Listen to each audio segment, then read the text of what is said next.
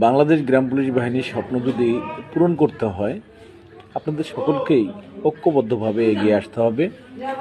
গ্রাম police বাহিনীর সকল সদস্যরাই বাড়িতে বসে ফোন দিয়ে দিয়ে খোঁজ নেওয়ার চেষ্টা করেন, কিন্তু আসলে আদালতের প্রতি, আইনের প্রতি শ্রদ্ধা রেখে আমরা বারবারই আদালতে যাচ্ছি, কিন্তু অর্থের কাছেই আমরা বারবারই হেরে যাচ্ছি।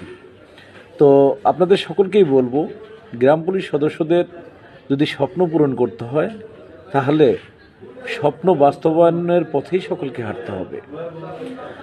আর বাংলাদেশ গ্রাম পুলিশ বাহিনীর রিট বাস্তবায়ন কেন্দ্র কমিটি গ্রাম পুলিশ বাহিনীর স্বপ্ন পূরণের অঙ্গীকারকে সামনে রেখে সকল কার্যক্রম করে যাচ্ছে।